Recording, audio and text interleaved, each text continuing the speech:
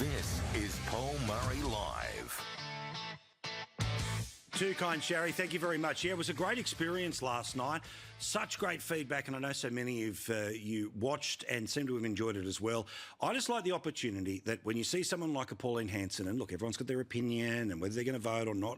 It was her for an hour. You saw her interacting with people like yourself, because the people in the audience, the people who watch this show, the people who zoomed in from around the country are people who watch this show. So it was a chance for us collectively to be able to spend an hour with her, to ask us everything that was top of mind to us, and also to push her on an issue that, or at least to get her opinion on the issue, that really is quite a dividing line in Australia, and that is that issue in and around multiculturalism. Now, we know that there has been a change in some of the polling since the word monoculture sort of was pulled towards the front. But as we showed you in the News24 Pulse last night, that almost half of Australians say that multiculturalism is becoming problematic. Now, what I need to say on top of all of this is that 80% of the country believes that multiculturalism has been good for the country. The question now is, what about into the future? And almost half of the people who were surveyed by YouGov, the same organisation who got an absolutely number perfect at the last federal election, so you can really put a lot of stock into these numbers, are saying that we have started to turn. And we are now basically at 50% who say that it's bad when it comes to social cohesion. But I want to show you about the bet that the government is making when it comes to the issue of multiculturalism. And put simply, their bet is that the people who remember a different Australia will slowly be replaced by the people who live in the current version of Australia. Because, in fact, if you have a look here at the youngest voters, that being 18 to 34, 49% of them say migration fantastic and continues to serve the country well. The number that believe it's problematic for social cohesion, it is just 30% or 29% of voters. Next age group up, those in the middle age bracket of 35 to 49. Now, I know people that are in their 50s also say middle age, but you get my point. Now, that is a little more split. Why? Because people who remember 20 years ago may have a different opinion about now than the people who may not have been paying attention or have been really old enough to be paying attention. In fact, they were just 14, 20 years ago.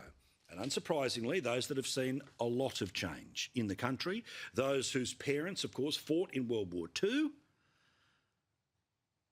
and despair at what their feeling might be about the country, 57% believe that while migration is positive, because it may be where from their families come, that it is now becoming problematic for social cohesion. Unsurprisingly, there's also cuts in lots of different ways when it comes to whether you consider yourself to be middle class, working class, or to be well off. Almost half of all people who currently are considered themselves to be working class, they believe that multiculturalism, as it is in 2026, has now become something that is becoming problematic for social cohesion. Unsurprisingly, the higher you start to move up, the number goes from 49 to 44. But then those who effectively, let's be honest, live in the bubbles that look very similar to either the bubbles they grew up in or the bubbles of previous generations who have lived in those bubbles, well, that number starts to fall away. It is important that at no point, working class, middle class or well off, continues to serve the country well, become the main talking point. Now, the truth is that for the government, any conversation about multiculturalism is one they do not want to become the conversation taking place in Australia, because it's their weakest hand. For the opposition, they want to talk about this, but the truth is they really want to talk about the economy because, again, that is their strongest hand. And yes, for One Nation, the issue in and around multiculturalism, in and around the levels and social cohesion connected to immigration and migration is, again, the number one issue. So when we had the chance to reveal that poll last night, this was Pauline Hanson's answer to that number. As I give you further detail about the age groups and the financial demographics, again, her answer, it's been the same for 30 years, but one that increasingly Australians agree with. We are basically now at half of the country believing that immigration has led to problems with social cohesion. Do you agree with that 46% of people, according to the News24 poll? Of course I do. Talking to Australians, they feel disenfranchised. This isn't their country. Albanese started, he was the worst Prime Minister that we've had. He started with the voice to Parliament. And they've done it down in Victoria now, of having, you know, the voice to Parliament in Victoria. Australians voted against that overwhelmingly, but they've disregarded that and they're heading down this path again. They talk about it every Australia Day. You know, we shouldn't be having it this day. It's always division all the time. Now we shouldn't have the Union Jack on the flag. It's all this thing that's going on all the time to disenfranchise Australians and who we are. I'd rather unite people, bring us together, that we are proud Australians. And then to be very direct about it, a conversation not about Islam, but about radical Islam, I thought was perhaps the most illuminating. Not my question, but certainly her answer. How do we make sure that radical Islam does not grow in Australia? Well, it is. It's constantly growing all the time. And see, the more and more, and we've seen that in other countries around the world, and I've just been over to England, I've seen it on the streets there, and even Denmark now, and these countries saying, no, we're going to deport these people. They're not good for our country. And so with radical Islam, it's a political ideology that is totally incompatible with our culture and our way of life. If you've got thoughts on that or anything else, or maybe another suggestion about the next person we can get into the studio, because I've got the bug and we want to do this as much as we possibly can, send me an email, which is paul@news24.com.au, paul@news24.com.au. Also, our special guest in just a couple of minutes' time, the Leader of the Opposition in Victoria. Excellent time to talk to Jess Wilson. We'll do that in a couple of minutes, but a little more federal politics now. And of course, the reality is cost of living still the number one issue in the country. It is still as deeply painful as it ever is. But apparently today there was some good news when it comes to the economy. Good evening. Households appear to have been spared another interest rate hike next month. Inflation today easing more than expected. Surprise inflation results today. The headline figure coming in softer than expected. A glimmer of good news for households tonight. A surprise slowdown in the rate of inflation. Now, again, if a headline number starts to work, well, the headline number, hopefully, fingers crossed, means not going to be another interest rate rise. However, the chances of an interest rate cut happening anytime this year, relatively remote. Some expectations from some banks is that there is no change in things all the way until at least the middle or maybe the end of next year. That's a lot of financial pain between now and then. But don't you love how the media, and you're living it, and you know the costs, virtually everything go up all the time, and month on month it's always more expensive. Well, again, they want to tell you, you are not living a life that is slightly more expensive. Well, I'm here to tell you that if you have a look inside the numbers, there's plenty that is costing more than the average inflation number. Housing, which includes building them or trying to rent one, is now running at 6.8%. Clothing and footwear, up. Education, up. Alcohol and tobacco, up. The cost of health, up. Recreation and culture, up. And, you know, food and non-alcoholic beverages, up. Now, remember, while they want to give themselves a pat on the back because the amount this quarter is this much different than the previous quarter, but the reality is, pick a line, any line, and obviously the biggest line is after the pandemic, we have had massive jumps on top of massive jumps on top of massive jumps. And yes, the size of the jumps might be shortening, might be lessening, but the overall effect of the jump since, all of us remember, a year ago, 2 years ago, 5 years ago, well, it continues to go through the roof. And despite the fact that all of these things are still increasing month on month, quarter on quarter, we have a scenario where we have a government pretending that this is their main focus, their absolute priority. Literally today, this is what is being said by a government who is about to make life harder for millions of people around the country. We're very attentive to providing that cost of living in the most responsible way that we can, and increasingly in a permanent way rather than a temporary way. And where's that coming from? Well, the petrol station. This government takes 52 cents per litre of every litre that you put in your car, your bike, your truck, whatever, and it takes it in tax. Now, it halved it when the Iran war started, and then it took a quarter of it back And this weekend is when the fuel tax goes back to the full 52 cents a dollar. So every time they turn around and say we care about cost of living, this is something they could do. But they are choosing to do the exact opposite. It will continue to become a problem. And when they turn around and say, but don't worry about that, there's a tax cut over here. Best case scenario, that's $5 a week. The increase of just the final bit between current price and 52 cents a litre is going to be $8 per tank of petrol, meaning the supposed $5 tax cut, gone. Gone in vapours before you even start, and then you've still got to find an extra $3. Again, inside the News24 pulse is the Prime Minister, and the overall party numbers may well have levelled out for them at the moment. But the numbers when it comes to the Prime Minister and the dissatisfaction level, it's still over 50%. More than half of the country is dissatisfied with his performance as Prime Minister. Is it getting slightly better, fortnight on fortnight? But still, that is where they sit. And why? Because of cost of living.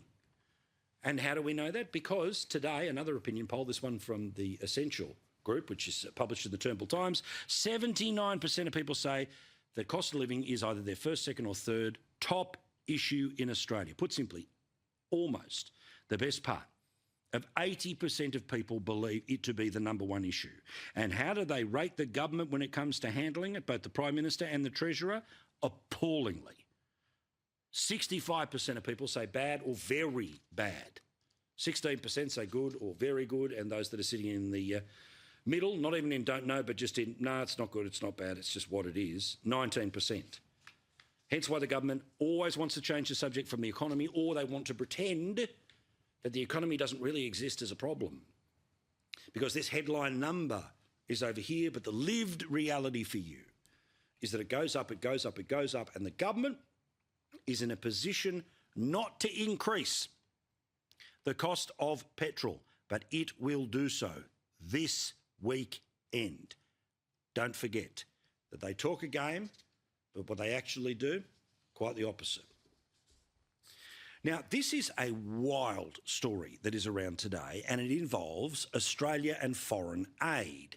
Now, we are told that the reason Australia has to constantly find millions and millions and millions and millions and millions of dollars for particularly Pacific Island nations is because if we don't spend them, then China will end up spending them. And if China somehow gets a foothold into these countries, then they may be able to turn them towards their military advantage should anything terrible happen into the future. And the numbers are not small here. Here is just a random selection of the Prime Minister and some of the financial announcements he has made with your money while visiting other countries. This is a $45 million facility. This new military and humanitarian assistance package is an additional $110 million, bringing our total contribution to $790 million. Today I'm very pleased to announce a $56 million in Solomon dollars package of education support for Solomon Islands. But today, an extraordinary story that is up on the Australian's website. Billions of our foreign aid dollars are ending up effectively back in Chinese bank accounts. A research project which began in 2018 shows that Australia pumps in about $2 billion into the region in development grants and lending. Now, this is compared to China's $365 million. So, OK, we are currently outspending China. But in a trend that infuriates the federal government, so much so that they don't talk about it, Chinese state-owned enterprises have become the dominant construction contractors for the projects which are funded with our money. The developmental banks are not just ones that we fund, but ones that are funded from things like the World Bank. And according to the report, Chinese state-owned enterprises have won $7.2 billion worth of Pacific infrastructure contracts since 2008, which is, in part, funded by the Asian Development Bank, in part the World Bank, and also you and I through foreign aid. So we must spend this money to keep China out. But then the countries that we give the money to end up giving it to China for the companies to do the work. No wonder everything is just so convenient, isn't it? Now, like everyone, we've been paying attention to Victorian politics a lot this week. Again, Jess Wilson in a couple of minutes' time. And also an issue that is rolling on for the brand new Premier, Ben Carroll, formerly Education Minister, is massive problems when it comes to teachers and teachers' pay. But there is something that I find quite extraordinary, which is the number of people who are working inside our schools who are openly political. Openly political. And a group which is self-described as rebel teachers are going to now run a campaign and run candidates against sitting Labor MPs, including the new Premier in November's state election. Here's the bit that I want you to read. The candidates are members of Socialists in Schools. No one's hiding. In fact, they're running for Parliament. These are the people inside the system, the ones teaching our kids how the world works. And they can't stand the current situation when it comes to Victorian education. In fact, the Victorian Socialists have announced that they are aiming to contest every lower house seat as well in the state of Victoria. One of the people who is the teacher currently, and he's free to have whatever political opinion, but still, he's going to be running for the Victorian Socialists, is this bloke. And he says, quote, "There is a consensus that public education deserves better. On the issue of education, the ALP is not just out of touch. They're on the other side of the picket line with the Liberals and One Nation." Now, of course, they are still being offered a pay rise, a sizable pay rise, but what about that? The political activity that is free for every citizen to be involved in, but when you are a teacher, you would think you are not as political. Well, no, they are, and it's for a system that's very different than the one that we currently have. Extraordinary. When you wonder about how the country's headed in a certain direction, well, have a look at some of the passions that are being expressed inside the classroom openly. Now, because we had our bigger event last night, there's a couple of things in the in tray before we get to Jess Wilson here, which is a massive congratulations to Jeremy Ratcliffe and the government in Tasmania, because despite the fact that it's controversial, this Tasmanian stadium is going to be built, all right? Now, it is going to be built, and it is because of the tenacity of Jeremy Ratcliffe, who has pushed and willed and all the rest of it, but this will be built. This is where, of course, the Tassie Devils are going to play. It's where major concerts, all the rest of it. And the theory is, from little things, big things grow. If you build it, they will come. Anyway, the groundbreaking has happened. The chances to turn it around are now gone. It is going to happen. The Greens are claiming 3, and no doubt it'll be 6 in 6 months' time.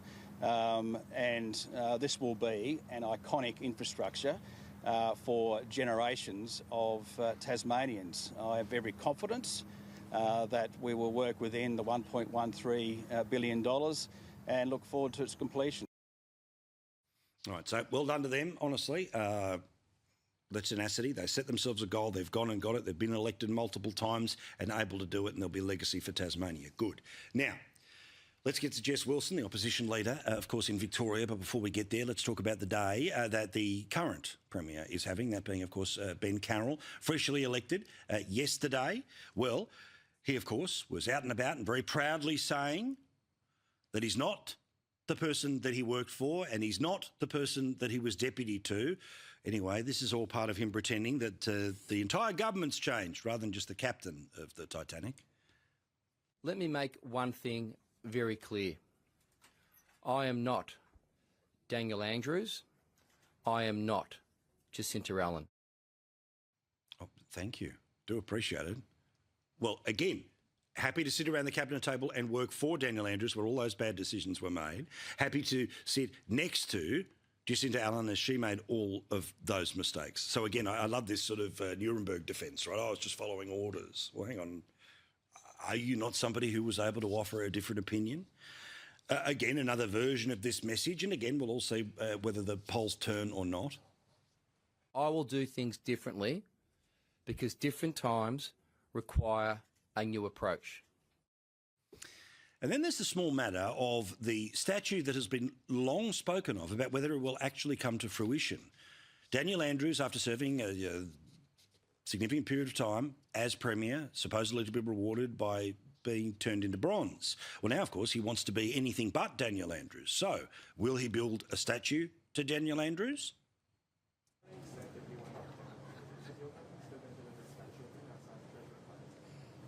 I have nothing to say on that, and that is not a priority of mine. Do you want to see the statue though? It's not a priority of mine. Very clever question. Pretty simple answer here, right?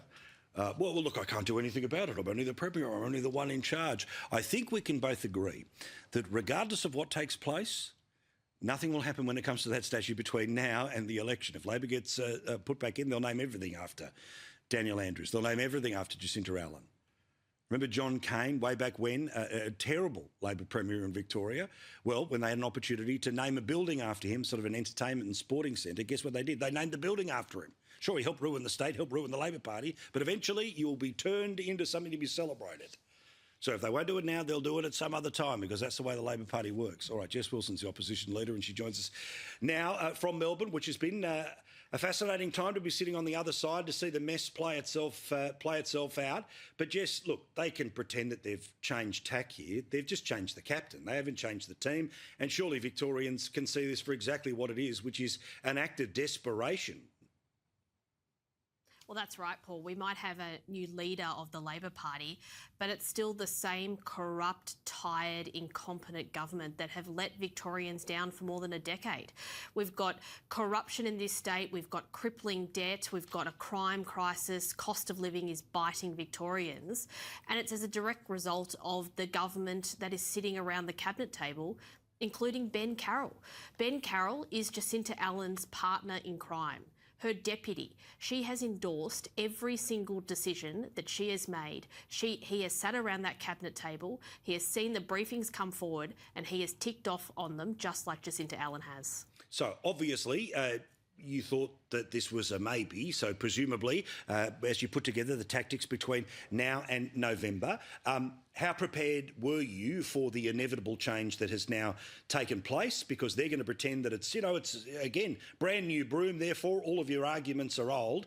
Is there a pivot that happens, or is it still fundamentally the same argument that you make between now and November? Well, I think we all knew that we were heading in this direction. But what was really remarkable, I thought, from Ben Carroll and his first message to Victorians, Paul, was that he said that he put his hand up, that he stabbed the Premier in the back because of polling. Not because he loves Victoria, not because he recognises that there are challenges, not that he's contrite about the decisions that have made, or that he has a plan to fix it, but that he's worried about the polling. He's worried about his own seat. And when we've seen Ben Carroll, come to the office over the past couple of days, we've seen him announce that he intends to establish a royal commission. Now, not for a second do I believe that royal commission will get to the bottom of the largest corruption scandal in this state's history. It will be a sham royal commission that is designed to do the very least it can to satisfy the public in his eyes, but not get to the bottom of what the CFMEU knew, what the Labor Party knew, what ministers knew, and what former premiers knew. So we will remain focused on our plan. We have a plan to reduce crime, to lower costs, to lower taxes, to fix the budget, to install a real royal commission, and to deliver a government that is honest and works for Victorians. We have the plan, we have the team. I'm the only person with that plan, and we will remain focused on earning the trust of Victorians over the next 4 months. I feel like I'm going to ask you a version of this question a lot over the next 4 months, but I'm still going to ask it, right? Which is that the Labor Party think that the ultimate get out of jail for them, no matter what they do to a country, no matter what they do to the state, is to pretend that anyone on the other side of the table is going to cut, destroy everything, that any discussion of budgetary responsibility equals, little old ladies being thrown out into the cold. Now, equally, there's a political trap here where hey, give us all the documents now, and then they can either match all the good ideas, which is plenty of things that Albo did in previous elections, or to again just invent numbers like they did at the last federal election. Again, I'm not asking you about the chapter and verse about how you're going to deal with this, but the truth is that they're going to throw everything, right? We know they're going to carry on about what the potential makeup of the parliament is, but as the shadow treasurer, as the person who says that they could also end up becoming the treasurer and the premier, how do you deal with this front on? Because it is going to be their biggest scare, that budget responsibility equals cut. Well, that's right. And the Labor Party is already running a scare campaign, another scare campaign, and, you know, basic lies. They just make it up as they go along, and they'll throw everything at this. But I'm tough. I'm ready for the fight. But more importantly, I'm ready to make the disciplined decisions that will actually fix this state. We have got crippling debt in Victoria after 10 years of financial mismanagement by this government, including Ben Carroll, who has sat around that cabinet table and ticked off on every blowout, on every major project, on every deal with the CFMEU, on every tax hike. Ben Carroll has sat there and ticked off on that. And only now, when he's worried about losing his own seat, does he have the courage to actually do something about it. But we will make those disciplined decisions. We've already announced that we will throw the doors open to gas exploration in this state, not only because it will drive energy reliability and security and bring down power prices, but it will help grow our economy here. We'll repeal the treaty so that we can save $1 billion over the decade and invest that back into the essential services that Victorians need. Victoria is in desperate need of someone who is going to make those disciplined decisions, those responsible decisions, and that's exactly what you will get from me. Go get him. I love talking to you. This is a good feeling. All the best, mate. I know there's a lot of hard work, a lot of hard yakka between now and then. All the best, Jess. Thank you. Can I just say, Paul, as well, one more thing? Yeah. I'm just going to say, on that Daniel Andrews statue, I thought that Ben Carroll was very tricky today, even refusing to acknowledge it. But absolutely, if we come to government, we will not allow that statue to proceed. Fantastic, fantastic. Right, cut. Send that right around the internet. Thank you, Jess. We'll talk to you again very soon. All right, Jess Wilson there for us in Melbourne, the, of course, Shadow Treasurer, but also the opposition leader there in Victoria. All right, quick break. Back with more. Lots to talk about here, including Stephen Conroy. Geez, I read so much about him. Of course, he's just here to help. And the wonderful Lucy Zelich. Lots to get talking about tonight. And then, of course, the wonderful Megan Kelly. We're just getting started. Thank you so much for watching here on Paul Murray.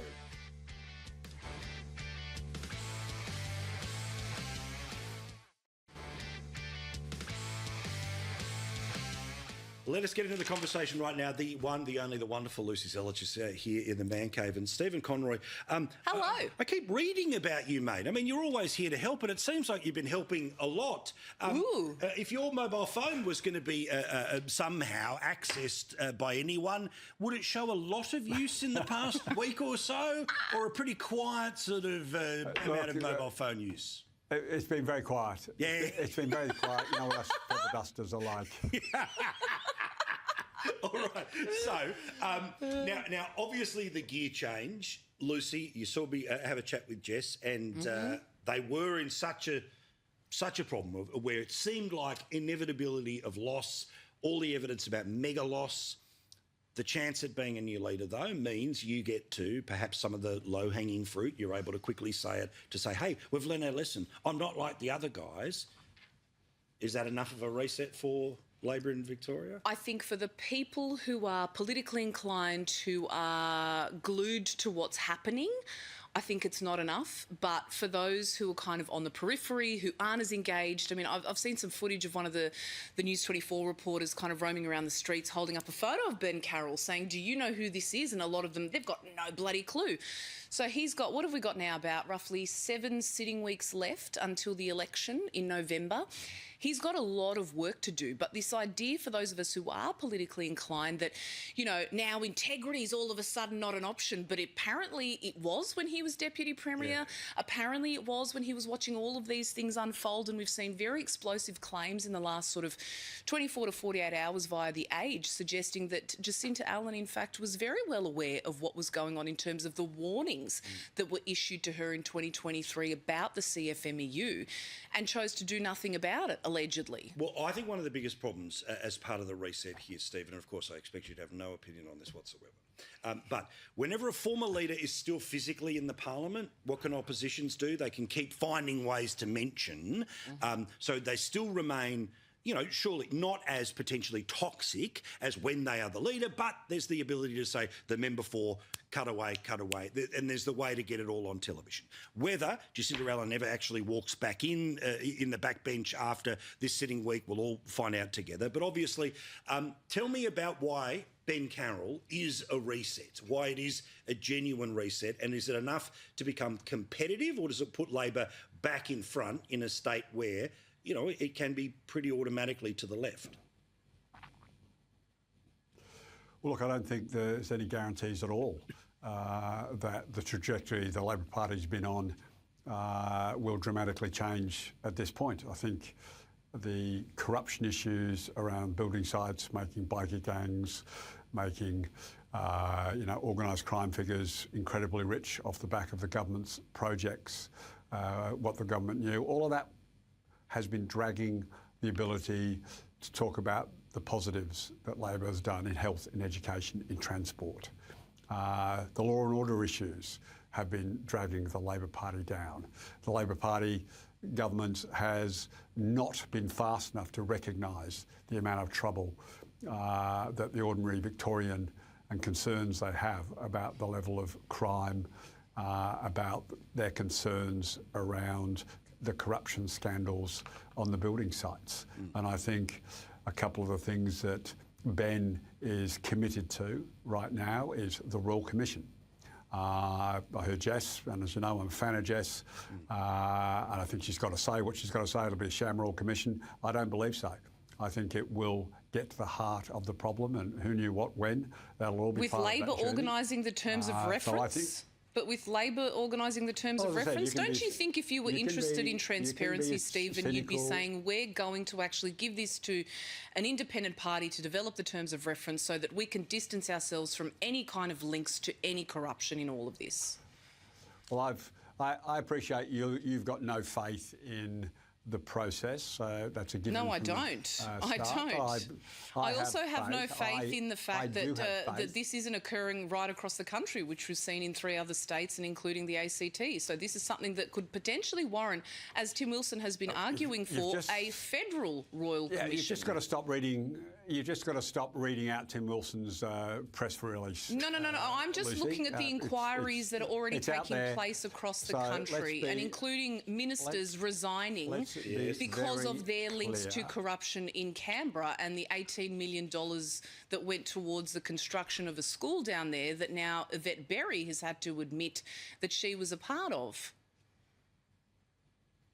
Stephen, well, as I said, I thought Steve was doing that. I'm going into a tunnel. I can't hear you. I'm in a tunnel. No, I can hear you, but I actually have more faith that it will be a fair income Royal Commission, because I think Nick McKenzie put it this way himself in his column today. It's a real fork in the road moment for Ben Carroll. What about the shredding, the alleged shredding of documents? Anything fair dinkum about that? Look, Lucy, you need to get out of the conspiracy bin. Okay? It was a question. Conspiracy time today. It was a fair question that was raised. There's one person who has raised the question, and I don't know why, where that conspiracy theory comes from. Is it a fair question? I like that any time someone disagrees with a question, it's a conspiracy theory. Is it a fair question? Peter Credlin, who's worked in government for many years, understands the internal machinations, and she herself has said that there is a handover that occurs between different administrations. The documents could go missing, Stephen. Yes, I'm actually just as aware, but I don't live in that conspiracy world where there's public servants shuffling off and trying to hide. You can't hide from a royal commission. Let me give you a Well, you can if the documents have been shredded and they don't exist. Absolute. Come on, Stephen. Unfortunately, in today's world, in today's real world, they have this thing called the cloud, and it's really hard to shred the cloud. I'll give you a tip. So it might have been something you could do in the year 2005 or 2010 or 1996, but in today's world of 2026, they've invented this thing called the cloud. Pretty hard to shred. Let's, Leah. Now, so I'm going to surprise. Conspiracy bin. All right, I'm going to surprise a couple of people here. I disagree with almost everything that Sally McManus has said publicly for the past 10 years, including, remember, the very first sort of major public appearance, which I think was way back when on the 7:30 program, where it was, you can break a law if it's a bad law. I mean, out of the gate, right? Yeah. But ruthlessly effective as a political operator, right, has been the union movement. And the reason I mention all of this is because she, as well as the president of the ACT, are going. Now, there's a lot of institutional memory that exists when you've been around for 10 years because you remember what you got right at the last election, what you got wrong, all of the little decisions. Now, is a union bigger than the people at the very top? Of course. But the people who know where the pitfalls are moving on. Do you think that the union movement is better off after Sally McManus at the front of it, or is just the same as when she walked into it? Liz? Oh, God, that's a really hard question to ask of someone that is and could be classified as a little bit anti-union movement, particularly in more recent times where they've become so... Yeah, have a chuckle about it, union fan over there. But it only because of just how much more radical... I'm a unionist. Only... And a proud unionist. Yeah. And anyone that questions you is a conspiracy theorist. Exactly. Yeah, exactly. The issue that I have is just with how sort of radical they've become and how unserious they've become. And I know that I'm broadening the scope here, but we kind of reflect on the news that's come out over the last sort of week and a half with respect to the Union Jack and the discussions around the flag being removed. Some of the issues that have been spouted by the unions have nothing to do with what the movement was created for in its inception and in its original entirety, which was to be pro-worker and to do everything that they can to fight on the workers' behalf. Oftentimes the way it's been perceived, and certainly dialing back now to Sally McManus's time, is that it's okay, yes, they can argue that it's been worker-driven in many ways, but it is so anti-business. It is so anti-productivity. It is so, to me, anti-Australian, which is sort of how I have perceived a lot of their tenures and their roles. Well, and again, think of the titanic figures of the union movement, like a hawk, like a kiltie, all the rest of it here. But, Stephen, give us an idea. Again, I get it. The thing is bigger than any two people. But... is it an important thing for us to note that two people who have been at the top of the tree of the muscle, of the money, and often the message are now not going to be there? No, I think firstly, they have done, Michelle and Sally have done an extraordinary job. Herding the ACTU cats in one direction is never easy. Now, whether your name was Bill Caldry, Simon Crean, Martin Ferguson, any one of extraordinary individuals have made a contribution. And I think Sally and Michelle will be remembered as lions of the Labor movement. They have achieved an enormous amount in keeping the trade union movement focused on the main four-day work weeks, the wages, 4-day work weeks with a pay rise, improving the conditions.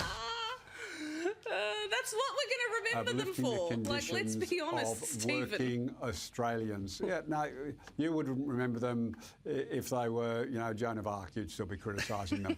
These two have done an extraordinary job and deserve every congratulations and to enjoy whatever they're going to do in their own futures. They have been an absolute ornament for the trade union movement. Okay, so everyone's seen the supposed sketch in and around offensive stuff about Gina Rinehart. It's about assault. I don't understand how this got off the page, let alone on camera, let alone somebody pressing play. But I want to show you the Communications Minister today. This is, right up there with, remember, at the height of the Optus situation. I'm a new minister. This person's in charge. Have a look. Look, my personal view is it's unacceptable. Like any Australian, there's stuff I see on TV that I don't agree with. As the Minister for Communications, I respect the editorial independence of the ABC, but I understand they have now referred it to the Ombudsman. I think that was the right thing to do. Look, as the Minister for Communications, as the Minister for Sport, to be honest, if I spent all my time weighing in day to day on the scandals and outrages, valid or not, in both sport and communications, I wouldn't have time to do anything substantive. So, like I said, in this case, the ABC has referred to the Ombudsman. I think that was a helpful and righteous thing to do. I think the nuance here as the Minister for Communications is that I, as the Labor Minister for Communications, respect the editorial independence of the ABC. They have a board, they have a chair, they have a process for where these things reach public ire.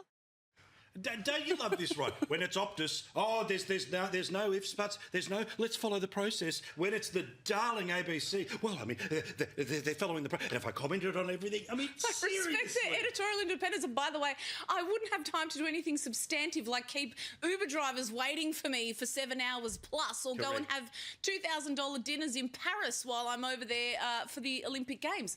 I mean, spare me. This is the most frustrating thing about all of this.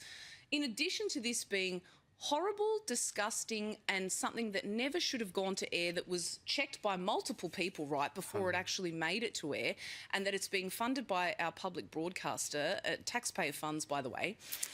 The issue that I have is the hypocrisy surrounding this, right? So Ditch the Witch trucks roll out across the state of Victoria, and now all of a sudden you have not just the Premier of the state condemning it, but several of her other Labor colleagues, and including the Prime Minister of the country, saying we need to dial the temperature down.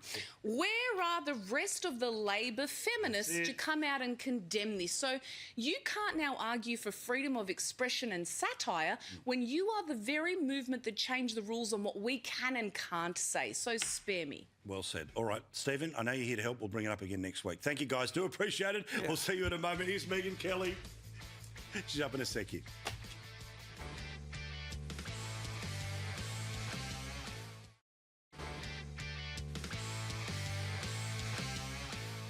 Our favourite time of the week to talk to our favourite person around the world, none other than the one, the only, the wonderful Megan Kelly. Megan, how are you?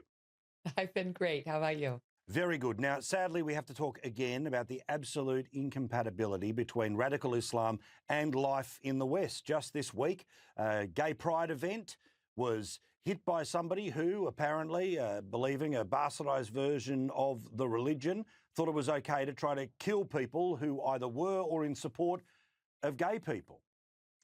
I mean, it's happening over and over and over again. You know, we saw this attack in Berlin, and you really got to hand it to the authorities out there. You know, it's not like this guy was, let's see, traveling to Lebanon in 2025 with the goal of going to Syria to join ISIS or anything. Oh, wait, no, that's exactly what had happened with him. He was all over their radar.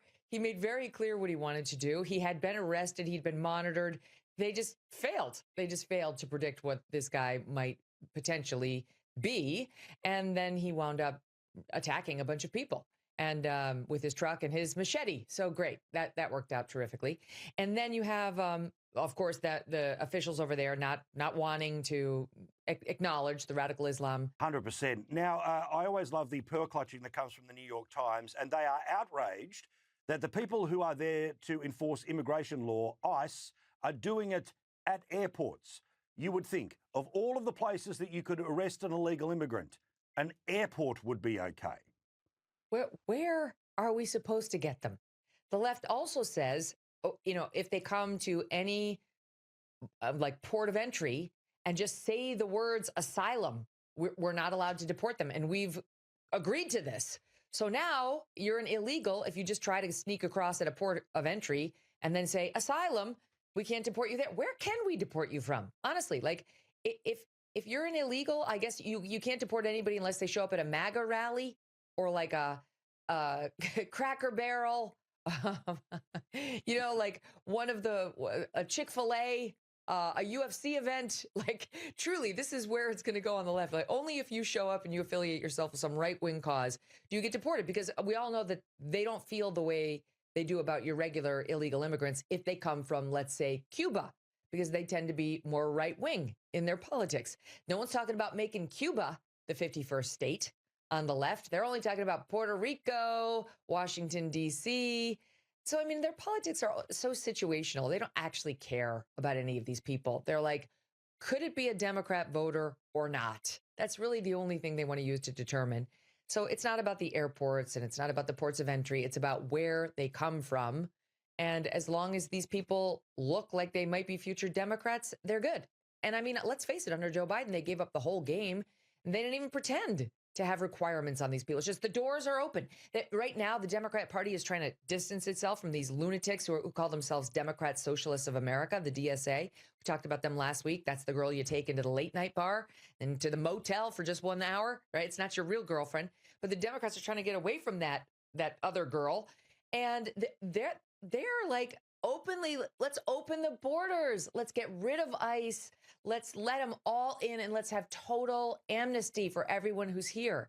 So it's like, is that really so far afield from what the mainstream Democrats want? We just had a Democrat president who did that for 4 years.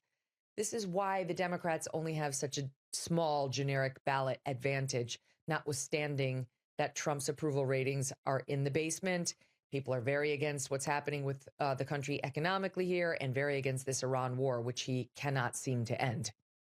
Now, we know that Gavin Newsom wants to be the Democrat nominee for president and to become the president after Donald Trump.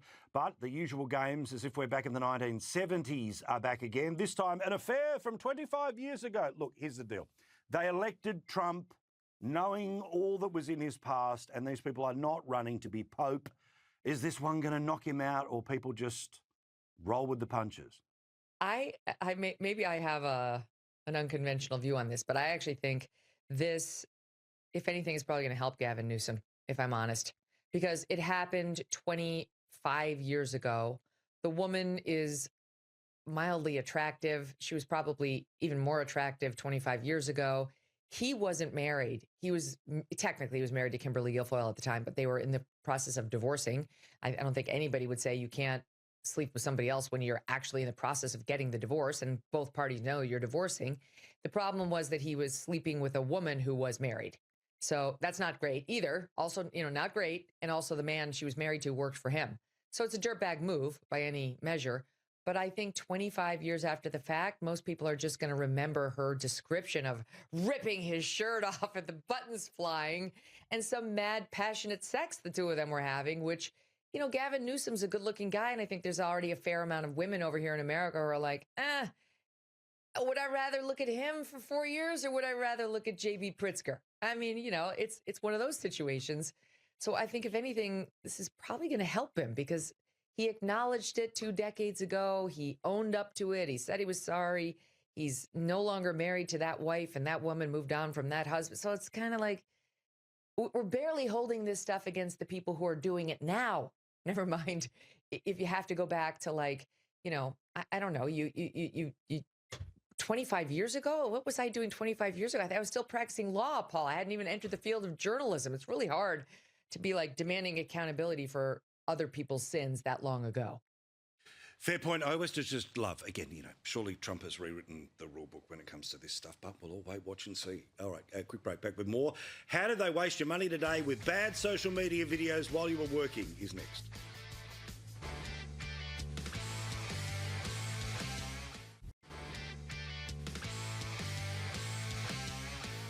Thanks again for watching. Now, before we are done tonight and we get ready for the late debate, you work hard, we all pay too much tax, and we employ these people to run the country.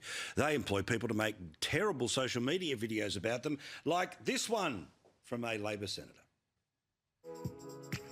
Hello. No, I don't want an audience. Me to write just here. Ready? Okay, you ready?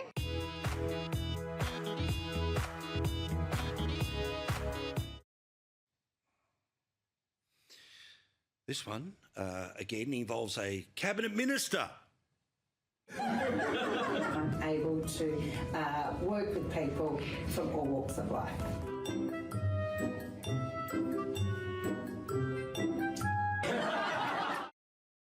And I think this one comes from the party itself. Margate? Whiten Street? Do you want to come and take a look inside? New social and affordable homes. Why do I feel like I've been here before? Again, what I find bizarre about all of this is about how patronising all of it is. And again, it is costing us millions of dollars each and every year, but because it's the club paying for the club, we all are supposed to look the other way. It's ludicrous, isn't it?